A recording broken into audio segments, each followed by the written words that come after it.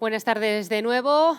Empezamos con el que es el último panel de la segunda jornada del SIL desde Fira Barcelona. Barcelona, el centro de hub más importante a nivel de startups, el quinto en la Unión Europea, pero también de logística, un referente de todo el sur de Europa. Bien, nosotros ahora hablaremos de un concepto que en los últimos 5 años ha tomado un papel muy importante, sobre todo por las disrupciones que se han ido presentando. Hablamos de las cadenas de suministro, del supply chain, y cómo todo ello, las disrupciones pueden afectar al final, incluso llegar a un 45% de pérdidas en las ganancias finales anuales de cualquier empresa. Disrupciones hemos visto muchas, la de la COVID, que se repite a cada panel porque todavía estamos un poco pagando las consecuencias de ello, pero también el cierre de fronteras consecuente que puede tener, una guerra en Ucrania que precisamente ya ha llegado a los 100 días, etcétera, ¿no? Al final, todo ello cómo afecta a la visión final del consumidor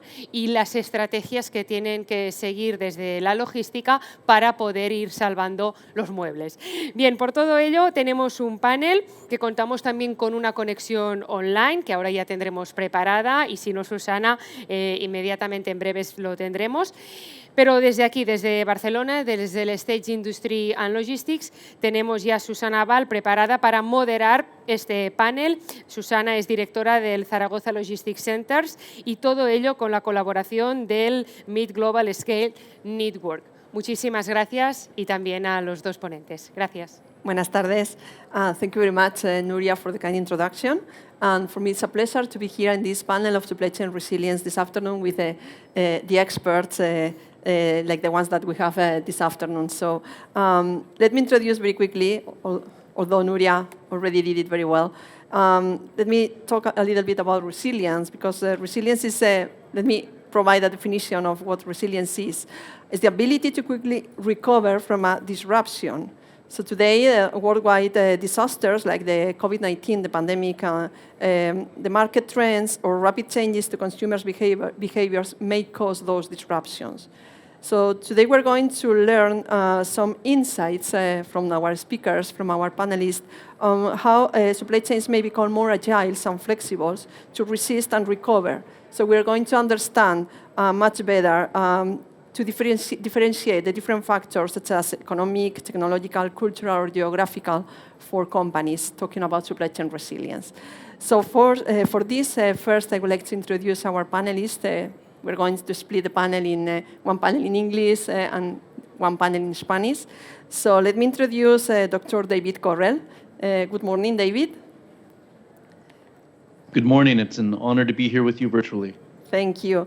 David Correll is a research scientist and lecturer at the Massachusetts Institute of Technology, Center for Transportation and Logistics. Dr. Correll conducts research related to freight transportation and global supply chain sustainability. He's the research lead for the annual State of Supply Chain Sustainability report, which is co-presented with MIT CTL and the Council of Supply Chain Management Professionals. Thank you for being here. And our other speaker in English today is my colleague, Tsagre Gurbus. Good afternoon, Tsagre. Good afternoon. Tsagre Gurbus is Professor of Supply Chain Management at the MIT Zaragoza International Logistics Program and Research Affiliate at MIT Center for Transportation and Logistics. He completed his PhD at the Department of Management Science at the University of Washington in July 2006. He earned his Bachelor Science and Master Science degrees from the Department of Industrial Engineering at Bilkent University in Turkey in 1999 and 2001, respectively. And his main research interests are inventory and supply chain management, optimizing distribution systems, procurement contracts, and behavioral operations management.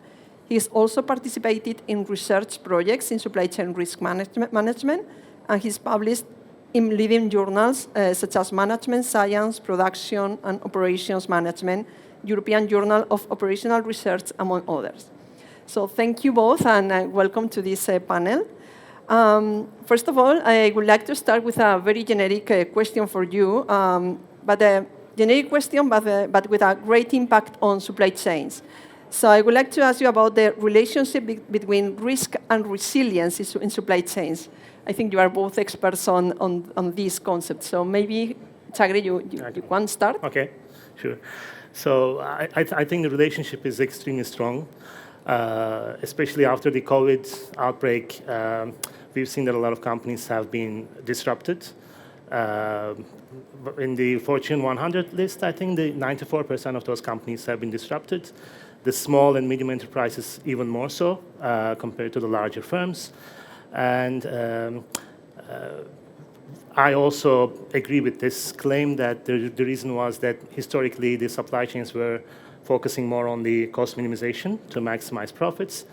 And if you really focus too much on cost minimization and supply cost efficiency, let's say, then you sort of forget about what could go wrong.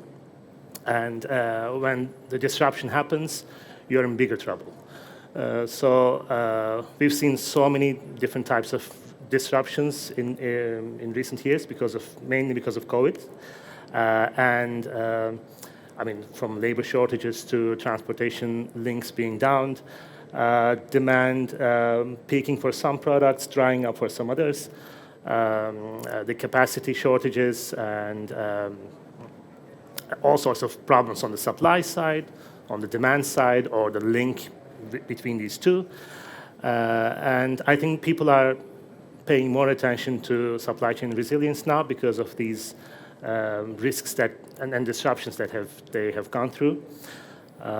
If you ask companies, I mean, there has been a survey by Gartner, I think, and 85%, if memory serves, of the companies are actually willing to invest in supply chain resilience programs or software.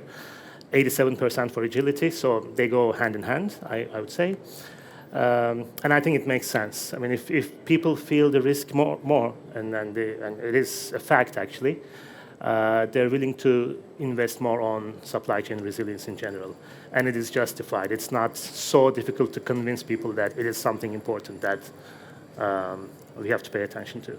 Thank you. I will. David, do you have the same perception as Chagri, or do you have any other definition of what's the relation between risk and resilience in supply chain? Oh, no, I thought that was a great answer. I think I see it the same way, and it's almost like a baton handing off from one to the other. When we think about risk, particularly from a supply chain management perspective, we're thinking about anything that threatens the continuity of supply. So we're trying to identify those threats. And when I think about resilience, I think about once the threats have been identified, how can I make myself stable when I face those threats? So there's really a handoff between the two concepts. And I really appreciated the previous comment in that it brings out something that we've seen in our survey work on supply chain sustainability, where one of the fastest growing sources of pressure for firms to improve their supply chain sustainability is from their investors and creditors. And I think one of the reasons that happens is precisely this point, that investors and creditors want to know that the projects they're investing in are resilient to any kind of sustainability or reputational risk. Thank you. And you are located in Boston. Just wanted to make a question. Maybe I will replicate the question in the following panel for Oriol next to this one. But have you observed any difference? What's how American companies have managed those disruptions? Do you envision any difference from how the companies have managed this in Europe? Sure. One data point that I can speak to directly comes from our survey effort. So we do an annual survey of global supply chain professionals, asking them these types of questions: how they are managing sustainability in their supply chains, how are they managing risks. And in recent years, we have looked for those differences depending on the headquarters of the location of the headquarters of the company where the respondent works. And we see differences between respondents who work for American firms and European firms in their prioritization of those risks. So one of the strongest differences we've seen amongst the European respondents, a stronger and higher prioritization of climate change mitigation and climate change risks. And on the American side, we saw slightly higher prioritizations of social justice issues in the last year. So I think there is a change in the prioritization of the sustainability risks that people see around the world.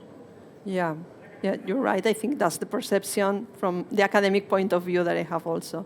And Chagri, how do you think the companies, according to your experience, how do you see businesses, companies can manage those risks and can better plan for the future, just to be more resilient in the future? Honestly, my research expertise is on mainly recurrent risks. So the risks in demand, that when the demand fluctuates, how do you manage your inventory? If the cost of the items go up, how do you manage your procurement? I have not worked too much on the disruptions, as we would say, like major disruptions. But recently I've paid more attention to it. I would say that, I mean, there should be different layers of defense. Like the first one, which is the most intuitive one, I guess, easier for a lot of people to understand, is the redundancy. So either you have a lot of inventory in your stores, or you have multiple suppliers. If one goes down, you can work with the other one. You can have multiple carriers. I mean, you can have multiple partners so that if something goes wrong, you can have alternatives. Which I think is a good strategy. I mean, we have to find the optimal balance, how much inventory should we have, how much safety stock we should have to protect ourselves against shortages and disruptions. But these things generally do not work in the long run. It's prohibitively costly, I would say. And they actually break down when major disruptions happen. So they do work well in situations where the risks are recurrent, but when there's this COVID or a hurricane or whatever, then they're not really practical. So then I think the next level would be building flexibility rather than really committing yourself to a lot of investment and having a lot of inventory, stockpiling and stuff, making your supply chain more flexible. One example could be the capacity reservation or protecting capacity. I guess everybody in this room knows about the chip shortages that is recently affecting a lot of supply chains, and the example of Ford and GM stopping their production for 4 months, more or less, but Volkswagen reserving chips actually. So they have a contract, advance contract, where they pay some upfront fee to the supplier so that they reserve a certain number of components, which they could later on purchase if they want to. So it's like an option that you could exercise on later on if you need to. Of course, there's a premium for that, but it is really good because you don't commit entirely, or I mean, you don't invest a lot, but you still have that option in case you need that later on. So that's just one example of being flexible, let's say. And I think one more important factor also is the cultural change, convincing people that resilience is important, and also in giving power. So if we all know that resilience is important, but I have, as a worker on the plant, have no, let's say, power to take any action, then it may not work well. So I think if the information is shared across all the parties in the supply chain, and each partner can take an action, of course, responsibly, then it will make a huge difference.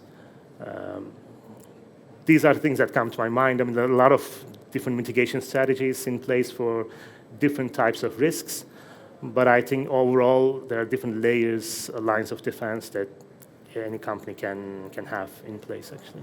Thank you. I have another question that is in line with your answer. Mm-hmm. So beyond capacity, stockage, inventory stockage, and the cultural differences that you already mentioned, what other lessons have we learned from these kind of disruptions that we have had? And how is going to be designed the supply chain resilience in the future? Which other steps should company do for being more resilient in the future? Should or they? Yeah. Okay. I think in addition to what I've said, we've done research recently with an SME in Turkey in the textile business, which actually orchestrates the supply chain. They have suppliers in Bangladesh and Pakistan and customers mainly in Western Europe. And being an SME, they actually were able to deal with the COVID situation, even though it was really difficult, and they didn't have a lot of resources. They were pretty efficient. And I think what I learned from that particular research is that When the major disruptions impact several locations at the same time, even flexibility or let's say redundancy that you have built so far may not function. In their case, for example, they had most of their suppliers in Pakistan and Bangladesh, but only in those countries. So they had multiple suppliers, which was actually good. But then when the transportation was broken, because the borders were closed during COVID time, they could not work with any of those suppliers. So even if you have 10 suppliers, if they're all located in the same region, then it doesn't really help you if you cannot get the stuff to your warehouse. Similarly, on the customer side, they had most of their customers in Europe. So when the demand went down for certain products, demand actually went up for sustainable goods, as they claimed, but for normal goods, demand went down, and they lost almost 80% of their demand because most of the customers were in Europe and they could not export. So from like specific to COVID, I would say, what I personally learned is that even if you have multiple suppliers or multiple buyers to sort of protect yourself against risks, if they're not geographically dispersed, if they're concentrated in certain regions, then you're not really doing a good job. So therefore, we looked at several alternatives by like what would happen if you spread them around different parts of the world. Of course, that would increase your costs, but doing the cost trade-off, cost and resilience trade-off, you can always provide a tool to the company so that they can make the decision as to should I have all my suppliers in one country or should I distribute them across different continents or regions? That's one, I think, major thing. And the other one is being proactive more than reactive. But I think I would like to give some time to David. Yeah, well, in fact, David is also an expert in sustainability. So don't you think sometimes contingency plans for disruptions and adversities sometimes collide with the concept of sustainability? Do you think so? Or? Sure, and that was such a great answer on things that we learned from the pandemic. It can, of course. I mean, I think when we talk about building redundancy into networks, which, as was just mentioned, that's sort of the first stop in building resiliency, that, doubles resources and allocations to achieve that. So there is a sustainability collision there, but I think there's also places where there's not a collision.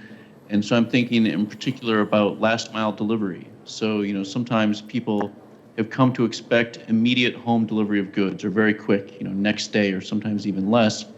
And, some of my colleagues at MIT CTL have done research that said, could we get people to accept less quick delivery if we articulated to them the environmental or sustainability benefit that came from waiting a little longer? In often cases in experimental results, they're willing to make that change. It was just a matter of articulating to them that if they wait an extra day for a package, they will have saved this, this much CO2 because it could have been routed better or something like that. And in that case, what it also does for the business is allows for more sophisticated routing because the time window is bigger. So in that case, I think it's an example of sometimes the goals are not conflicting. They're in line with one another. Yeah, well, you're right, but sustainability at the end is one of the ultimate goals for a healthy society, and the sustainability practices may contribute to resilience as well. So in this sense, you've been contributing, as you mentioned before, to the State of Supply Chains sustainability report. So your team translated the survey instrument into 3 different languages, English, Spanish, and Chinese. So can you tell us something? What did you learn about supply chain sustainability with trying to translate this across languages so it has the geographically perspective, let's say? Oh gosh, thank you. It was so fascinating for us. So we've always had the challenge of when you ask people about sustainability, everyone means something different in their mind. People have different prioritizations of what's important, different issues that come to mind. And so when we worked with colleagues from around the world to translate simple terms, we found that it brought up so many example issues depending on where the translators were from. So for the example of, one clearest example to my mind is we use the term diversity, equity, and inclusion in the supply base. So the effort of a firm to purchase from suppliers that represent broad ethnic groups in the United States. As we worked on the Spanish language translation, there was really some interesting discussion, particularly amongst the Latin American team members, about, well, what does diversity mean, and what are the underrepresented populations in my country, and are they different in other countries? So it's been really fascinating to us to see, when we think about social issues, every country has its own social issues, and when we think about diversity, every country has its own diversity issues, and seeing what comes out of trying to translate it into a common language has been fascinating. Thank you. Just to remember that people following us on streaming can formulate the questions, and then they can read the questions and can formulate the questions to our speakers at the end of the panel. So in the meantime, and you also, the audience staying here, you can also formulate questions at the end of the panel. Next question is related to technology, which is, I think, is important to be addressed here in this panel of supply chain resilience. How do you think technology will facilitate the work in the future to be more resilient? In which sense? Can you provide maybe some examples from your research, your own research, academic research, maybe? Zagreb. I think it's going to help, definitely. I mean, and actually, it's shown in the surveys we've done with the companies that they're actually willing to invest in new technology, like blockchain. There was a talk before our session, or in IoT in general, Industry 4.0, where I think what people want is really to have more information in a timely manner. Because when we talk about supply chain resilience, what is important, in agility as well, it is to be aware of what's going on and act quickly, right? So if I have access to such information, and other people as well, it will be easier to reach a consensus and take an action which is going to be good for the company. And a lot of firms are actually investing in such technologies, where it could be the tracking of trucks to see where your goods are. If there's a risky event about to happen, then you could get an alert. And then you can actually have the option to either reroute the shipment to a more safer zone, or expedite the shipment, for example, if you have to. So with the information, you can take actions from a menu. And I think it's easier to, again, convince people and reach a consensus. So it definitely is going to help. Yeah, I think so. What's going to be the impact of technology in supply chains, David? Yeah, I really see it the same way. And one of the things I've been thinking about recently is, we observed particularly larger firms investing in what we would call control tower solutions. So digital dashboards that show what's going on with their suppliers. And that turned out to be especially valuable to firms that could redirect their orders and shipments around COVID-19 outbreaks and shutdowns. And so thinking about that from a resiliency perspective, I think that those investments are coming to the fore again as firms now think about how will they investigate and prove their compliance with sanctions against Russia. That really requires a lot of transparency into your upstream suppliers. And the first technological use case of those control towers to see it, I think, came out of the COVID-19 pandemic. So I think that those kind of solutions really are a part of improving resilience moving forward. Fantastic, thank you. One last question, very specific regarding your research with the SMEs companies in Turkey. Is related to the disruptions. Is there any financial offer just to improve profitability of the firms and reducing in such a way the impact of demand disruptions? Did you observe something similar? There was actually the demand, as I mentioned, for certain products, it went down drastically. So what they were doing, what this SME was doing, was offering them a discount to the extent of 40% in some cases. And in some other cases, they were letting them make the payment a bit later, so delayed payments, let's say. So they were giving financial incentives to their customers so that they don't cancel their orders. Because in that business, especially for that company, they had a very liberal cancellation policy. So if a customer placed an order, but then later they changed their minds, they could just cancel the order very easily. There was no penalty, basically. So with the COVID, it happened a lot more frequently, and therefore they said, okay, rather than salvaging the product in a secondary market, in an outlet store, I would give a discount to my customer. They will be happy. I will keep some of my money, so I'm not going to leave a lot of money on the table. And there was this sort of collaboration. But of course, they were a bit worried about what the future implications would be. Because if, as a customer, you get used to these discounts, later on you might just artificially cancel your order, even if you actually don't need to. So they were a little bit worried about that. But even in that case, they had to actually offer some discounts. So it was more of a collaborative initiative in that case. Perfect. I don't know if there's any question coming from the audience. I didn't receive anything from the audience following in on streaming. Is there any question from the audience here in this room? You want to formulate any question? Maybe we can launch the questions at the end of the panel if you wish. So I think now it's time. Our speakers, our panelists are not leaving, because now I'm going to change to the following panel, and they will have also the opportunity to replicate if they wish in English. I understand Spanish. But okay, I don't he understands Spanish, and you have the app downloaded, I guess, David, so you can interact with Oriol.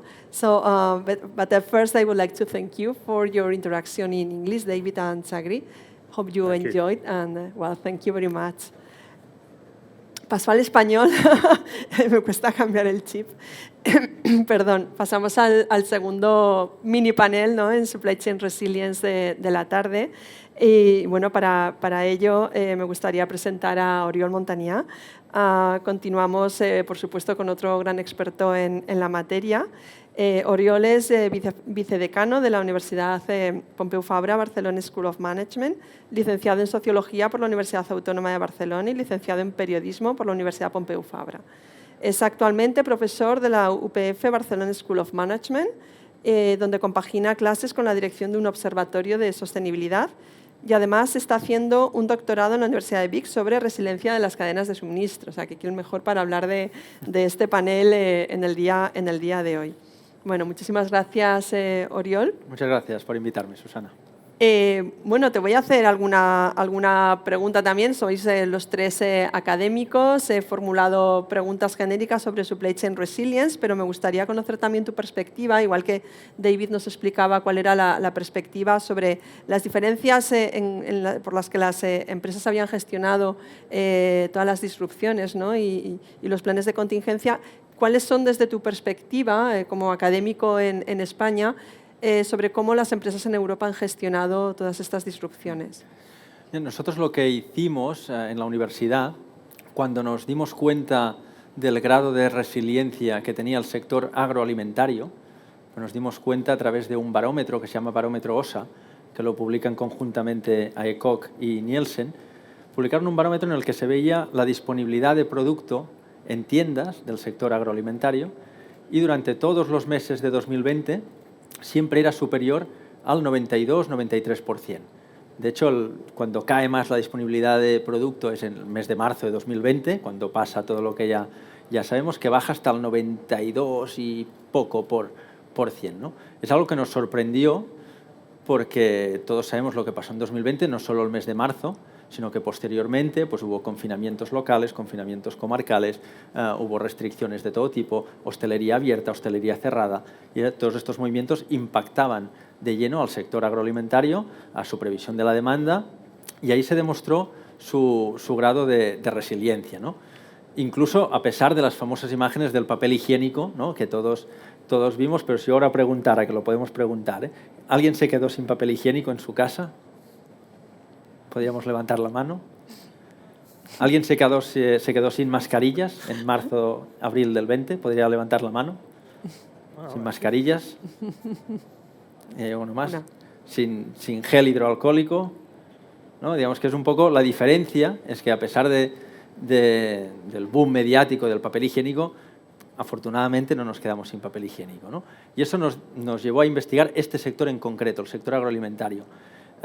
hicimos revisión de la literatura, hicimos encuestas a 50 y pico directivos de la gran distribución de España. Y ahí pudimos sacar como mínimo 3 factores que inciden positivamente en el grado de resiliencia de las cadenas de suministro, concretamente del sector agroalimentario. La primera era el grado de colaboración entre actores. En el sector agroalimentario hay un grado de colaboración entre fabricantes o materias primas, fabricantes y distribuidores muy elevados, incluso con los actores logísticos, ¿no? Por ejemplo, pues una empresa de distribución que no tiene con su transportista una relación de estas de subasta al mejor postor, sino que tienen relaciones estrechas. Esto incrementa el grado de resiliencia. El segundo factor que pudimos observar es la proximidad en los modelos de distribución. Es obvio que a menos distancia geográfica, pues menos expuesto a disrupciones, ¿no?, a nivel internacional. Y el tercer factor es la orientación al cliente, ¿no? En este equilibrio constante en las cadenas de suministro entre servicio y coste, en el sector agroalimentario está un poco la balanza hacia el sector del servicio, hacia el lado del servicio.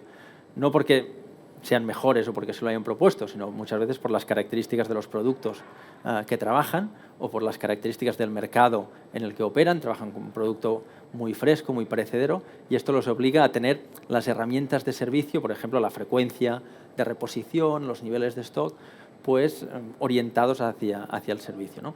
Por lo tanto, lo que constatamos en este momento es que las empresas que tenían un alto grado de colaboración entre sus actores, modelos de distribución basados en la proximidad geográfica y además con unas técnicas logísticas orientadas al servicio, estas empresas tienen un grado de resiliencia más elevado. Podríamos decir casi que estas son las claves también a futuro, ¿no?, para aquellas empresas que quizás no tuvieran desarrolladas, ¿no?, pues esas competencias, ¿no?, colaboración, como decías, modelos de proximidad y orientación al cliente, ¿no?, el customer centric que hablamos. Es que allí ya ahora entraríamos en el terreno de la opinión, pero yo creo que al final la gestión de una cadena de suministro es como una especie de pirámide de Maslow, en que en la base está la disponibilidad de producto, luego en la estructura de aprovisionamiento, el coste, y al final sería el reconocimiento o la parte más valorativa, me gusta o no me gusta, ¿no? Muchas cadenas de suministro de muchos sectores, la base ya se daba por descontada. La disponibilidad de producto no se ponía en cuestión porque se daba como un hecho ya que no iba a fallar nunca, ¿no? Y estábamos ya en el coste y luego en la parte más valorativa, sobre todo en el coste. Estábamos en la parte de eficiencia, porque la disponibilidad la dábamos por supuesta. En los últimos tiempos nos estamos dando cuenta de que la disponibilidad no se puede dar tan por descontada, y en el sector agroalimentario esta disponibilidad, por las características de los productos que tiene, tampoco se daba tan por descontada, ¿eh? Digamos que en las mesas de los CEOs de empresas del sector agroalimentario había indicadores de disponibilidad de producto. En otros sectores igual la disponibilidad de producto no estaba en este cuadro de mandos de las personas que dirigen las empresas, ¿no? Igual estaba al nivel de stock, pero no para ver, sino para bajarlo, ¿no? Y estaba el coste de transporte para bajarlo, o el coste logístico para bajarlo, ¿no? ¿Por qué? Porque la disponibilidad se daba por descontado. Muy bien. Tengo la siguiente pregunta que te voy a formular a ti, quizás también puedan interactuar David y Chagri si así lo desean. Porque como académicos que sois los tres, me gustaría preguntaros qué estáis investigando actualmente en vuestras universidades acerca de resiliencia y cadenas de suministro. Han proporcionado ya nuestros panelistas algunos ejemplos, pero me gustaría ahondar un poquito más, ¿no? ¿Qué estás investigando actualmente? Y si crees que estamos por delante, digamos, en investigación, o las crisis que hemos tenido, la pandemia, las disrupciones, lo que han conseguido es adelantar, digamos, al estatus actual de investigación que teníamos. Si hemos igualado el ritmo de investigación, si las disrupciones, perdón, han igualado el ritmo de investigación. Sí, bueno, yo creo que hay muy buena investigación, la hay ahora y la había antes. Quizá lo que a veces nos falta es vincular el mundo profesional con estas investigaciones. Tú dices que somos académicos y es verdad, pero yo soy académico novato, yo llevo 2 años y poco en el mundo académico y llevaba unos cuantos más en el ámbito profesional. Y cosas que estoy leyendo ahora de investigaciones académicas, en journals científicos, me habría gustado leerlas antes, cuando estaba con responsabilidades de diseño y desarrollo de cadenas de suministro. Esto por un lado. Y por otro, ¿qué estamos investigando? Pues en este caso ahora estamos investigando el papel de la tecnología en esta resiliencia de las cadenas de suministro, porque cuando vimos estos 3 factores que comentaba, nos sorprendió que no hubiera salido la tecnología, ¿no? Esto que a veces pues no, la tecnología saldrá seguro, ¿no? Si hubiéramos tenido que hacer apuestas, la tecnología es un factor de resiliencia, pues no salió. Y hicimos una segunda investigación para valorar la correlación estadística entre grado de resiliencia y capacidad tecnológica, y no había una correlación directa a día de hoy. Sí que es verdad que en el mismo trabajo todos los responsables logísticos que entrevistamos te hablaban del gran potencial que tiene, ¿no? y digamos, del recorrido que hay en ese sentido. Pero a día de hoy seguramente son más importantes los 3 factores que hemos citado antes para ser resiliente que no la tecnología. O sea, que podemos decir que la tecnología todavía no ha llegado a penetrar en todo el mercado industrial, sobre todo en la pequeña y mediana empresa, pero que puede ser un gran facilitador a futuro, ¿no? Efectivamente, y que de hecho hay empresas de estas que estuvimos investigando que en todas las situaciones posibles durante el 2020 garantizaron en estos 1.800 supermercados que el barómetro OSA monitoriza, garantizaron el suministro cada día de todo, ¿no? Y lo garantizaron, y luego ves su capacidad tecnológica y no es una maravilla, digamos, ¿no? Sí que tienen muy bien afilada la colaboración, sí que tienen modelos de proximidad y sí que están orientados al servicio y al cliente, ¿no? Pero la tecnología, ojo, no estoy diciendo que no haya correlación, no quiere decir que no tenga incidencia y sobre todo que no tenga mucho potencial, que es lo que todos creo que estamos de acuerdo. No sé si te han traducido la pregunta, David, al inglés.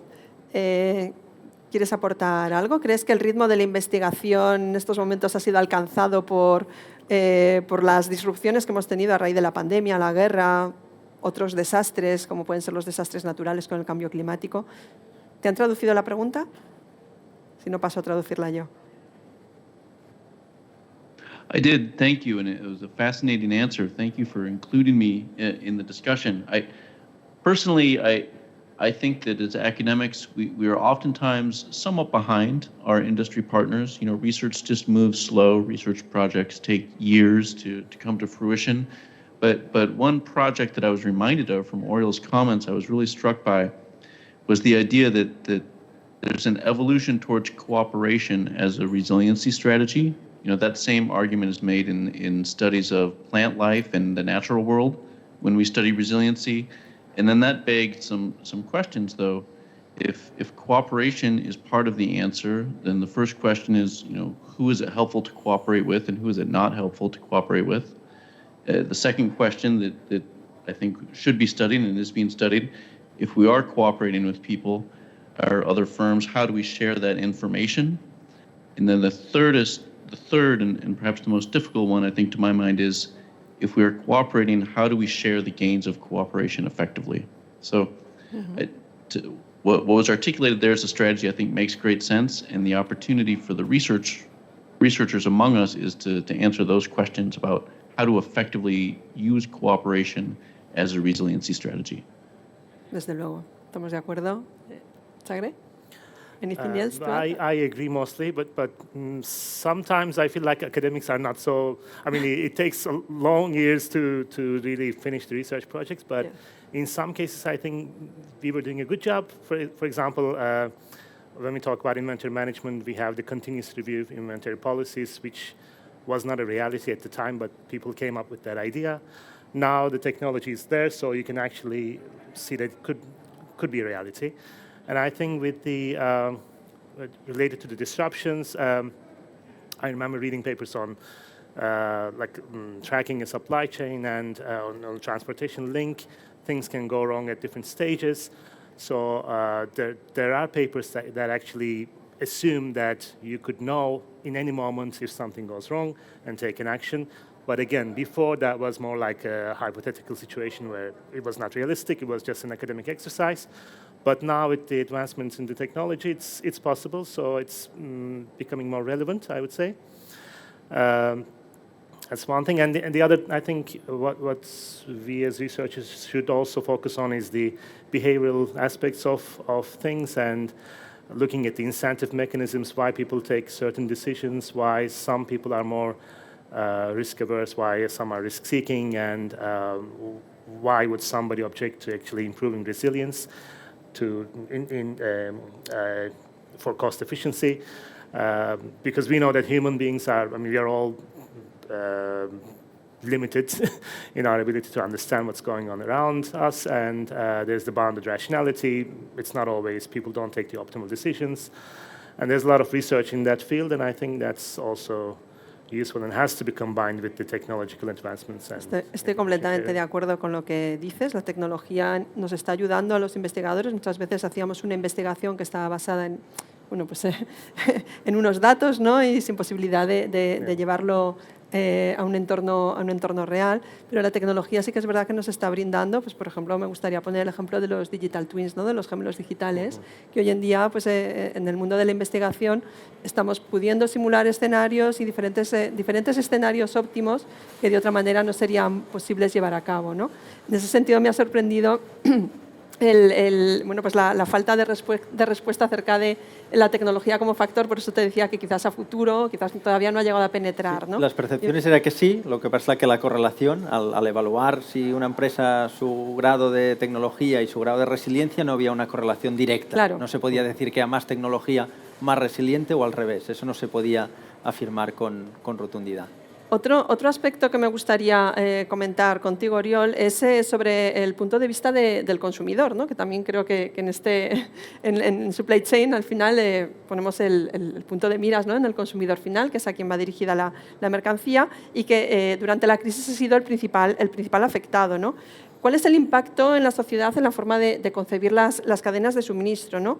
Te lo digo desde el punto de vista del avance que estamos haciendo quizás hacia un consumo más responsable, ¿no? Durante la pandemia hemos visto cómo se disparaba pues, todo el consumo a través de comercio electrónico, y uno de los grandes temas, una de las grandes cuestiones o de las claves es cómo racionalizar, cómo llegar a bueno, pues, en un futuro a conseguir un consumo responsable, ¿no? Que no seamos consumidores de un artículo al día, sino que podamos consolidar y de alguna forma ser mucho más sostenibles, ¿no? ¿Cómo crees que el consumidor bueno, pues está viendo el impacto, ¿no? de la disrupción de la cadena de suministro, y cómo una cadena de suministro puede ser más resiliente, pero a la vez bajo una premisa, ¿no? de consumo responsable?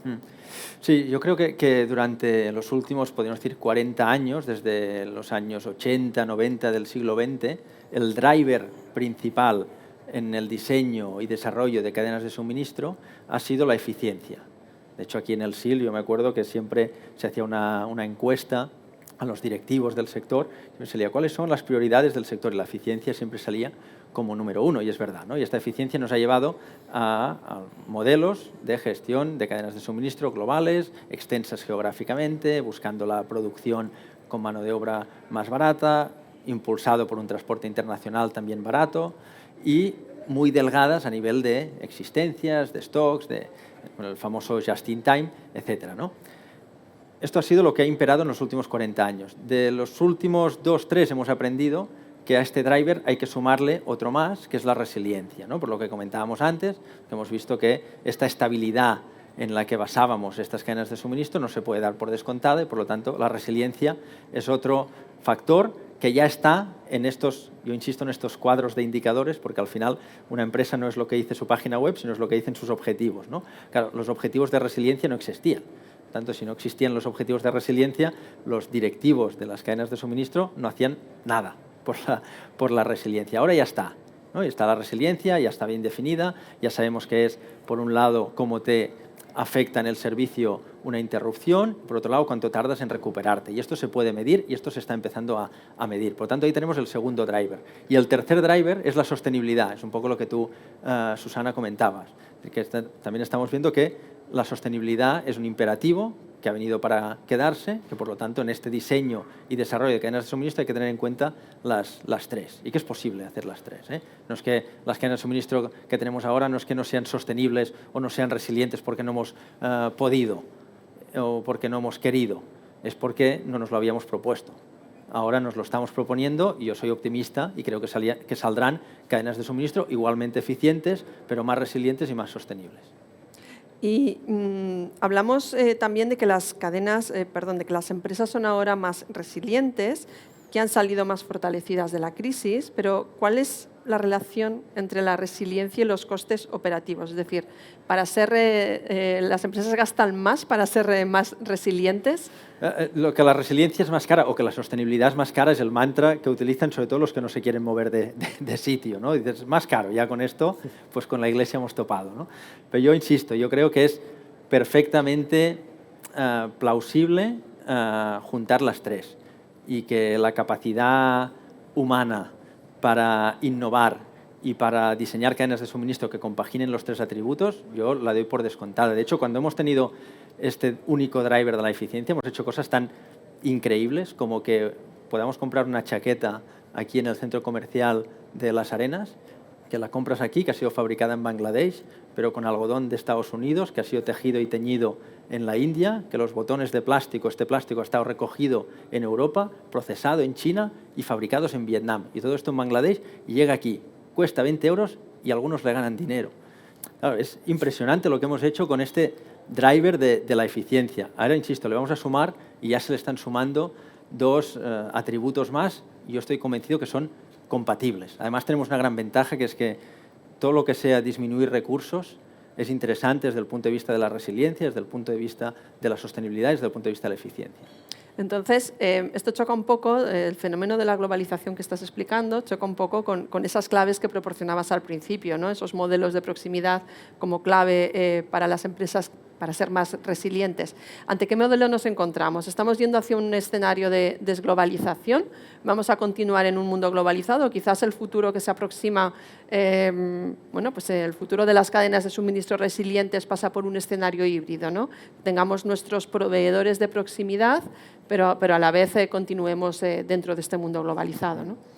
Sí, yo creo el ejemplo que ponía en la chaqueta es el ejemplo de las cadenas de suministro que hemos construido en los últimos 40 años con el único driver de la eficiencia. Pero creo que ahora estamos en la antesala de un cambio podríamos decir, de modelo de las cadenas de suministro, en los que vamos a ver mucha más colaboración entre actores. De hecho, si hoy en día miramos de todos los sectores, los líderes, tanto da igual alimentación, textil, deporte, menaje del hogar, vemos que son modelos de muchísima colaboración entre actores, sino de integración directamente. Por tanto, veremos modelos mucho más colaborativos, ya estamos viendo cómo se está redefiniendo la red de proveedores en muchos casos y se está acercando y yo insisto, creo que veremos cadenas de suministro igualmente eficientes, pero más resilientes y más sostenibles. Muy bien, pues creo que tenemos alguna pregunta, sí, ¿verdad? De la público, audiencia, ¿no? Con el micro ya preparado y abierto. Hola. Mi nombre es Hernán Vázquez y mi pregunta es la siguiente. En inglés, rápidamente, I wonder if a new pandemic situation arises, who can take the lead to set the rules on global transportation? Because I think global transportation was one of the key things that I consider that during the pandemic, the higher cost, obviously the increase on the higher cost of the transport were not managed, and now we are like in a new paradigm of transport. And now I change to Spanish, and en este caso lo comparo con lo que decías antes, Oriol, de que estábamos muy enfocados en eficiencia y en desarrollar toda este enfoque de eficiencia, pero luego hay variables no controlables como el coste del transporte que puede echar por tierra todo el esfuerzo, ¿no? Entonces mi reflexión un poco y mi pregunta va por ahí. David, si quieres ser el primero, ¿no? David, can you... You want to be the first? Sure. I'll just be brief because I really enjoyed the question. Thank you. It's something we've thought about quite a bit too, at least on the transportation cost side. So, and this specific research project was only conducted on American truckload carriers. So I don't know how well it will generalize, although I suppose it will. You know, the question was, as I understood it, transportation rates went really high, transportation budgets were blown. What can you do about that? And so the question we asked in the research project was, well, if I'm a shipper and I treat my carriers better when markets are low, perhaps I pay them above market price to have the better relationship, will they reciprocate when the market turns? Will they not give me as high a price as they could? And unfortunately, the result of that project was that was not the case. The shippers and the carriers were both profit-seeking and did not reciprocate price changes to one another. So a little bit of bad news, but I thought it was such an insightful question, I wanted to share those results. Si la puede completar Uriol, no sé, Susana, ¿qué te parece? Sí, bueno, yo creo que este es un buen ejemplo de lo que estábamos hablando, de que eficiencia y resiliencia no son conceptos antagónicos, sino que están perfectamente relacionados, ¿no? Lo que ha pasado estos últimos tiempos es que se ha demostrado que en algunos casos cadenas de suministro no eran suficientemente resilientes y esto acaba incidiendo directamente en la eficiencia de las mismas, ¿no? Lo que pasa en el transporte marítimo, se descompensa oferta-demanda, suben los precios y pasas a tener una cadena de suministro que ya no es eficiente. Por lo tanto, yo creo que a lo que vamos es a esta conjunción de eficiencia y resiliencia, entendiéndolo como un todo y, por ejemplo, con modelos, insisto, más colaborativos, porque lo que están haciendo empresas como Walmart o como Amazon es directamente fletar sus propios barcos, ¿no? Esto es el modelo colaborativo llevado al extremo, ¿no? Cuando no puedes establecer una relación de colaboración con un eslabón tan importante en la cadena de suministro como es el transporte marítimo. Ellos han visto que no había posibilidad de establecer esta relación que te permitiera tener una fiabilidad alta, pues al final acaban fletando sus propios barcos, ¿no? Yo creo que vamos a eso, a encontrar mejor equilibrio entre eficiencia y resiliencia.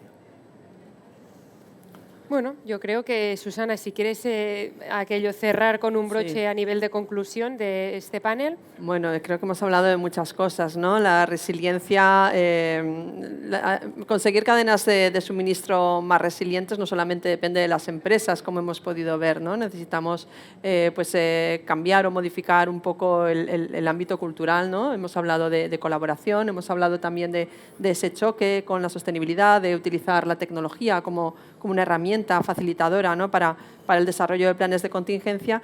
Bueno, yo espero que ustedes hayan disfrutado con todas las respuestas, con todas las contribuciones de nuestros panelistas. Muchas gracias, Oriol. Thank you very much, Chagre and David, for your contributions. I hope you have also enjoyed from the panel. Gracias, Nuria. Gracias. Bueno, al final, cogiendo un poco el resumen, porque ya llevamos 2 días de panels, ayer precisamente hablamos también de supply chain y los ponentes llegaron a una conclusión muy, muy común, que era el compartir datos, ¿no? El no esconderse nada, y precisamente venimos del blockchain, donde se decía que esta transparencia, bueno, puedes mentir, pero al final te acabarán pillando, ¿no? Yo creo que el supply chain va también en esta parte que comentabais durante esta hora y, sobre todo, no sé si estamos de acuerdo, pero un poco la percepción que hemos tenido es que lo tenemos que entender como un elemento más de ataque que no defensivo, ¿no? El supply chain también ha cambiado con la... Ha cambiado, ¿no? Antes se trabajaba en silos, en cadena de suministro, y ahora la colaboración suma, aporta valor. Aporta valor, y toda colaboración suma para conseguir el objetivo final de la cadena de suministro, y creo que poco a poco nos estamos dando cuenta que compartiendo la información y compartiendo el dato y compartiendo las cargas, o sea, no solo hablamos de información sino también de tangibles, conseguimos más, conseguimos llegar a nuestros objetivos y hacemos un win-win. Entonces creo que está cambiando un poco culturalmente esa forma de pensar, ¿no? De trabajar de forma estanca a trabajar de forma colaborativa, y creo que es un buen colofón, ¿no? Es una manera diferente de coger la resiliencia, ¿no? Exactamente. De entenderla. Sí. Pues muchísimas gracias, Susana Val, moderadora, directora de la Zaragoza Logistics Center, y también, si me permites, pues repetiré también el agradecimiento para David Correll, Research Scientist and Lecturer at Massachusetts Institute of Technology, Mustafa Sairi-Gurguf, profesor de la MIT Zaragoza Logistics Center, y Oriol Montañá, de la Technology and Science de la UPF Barcelona School Management.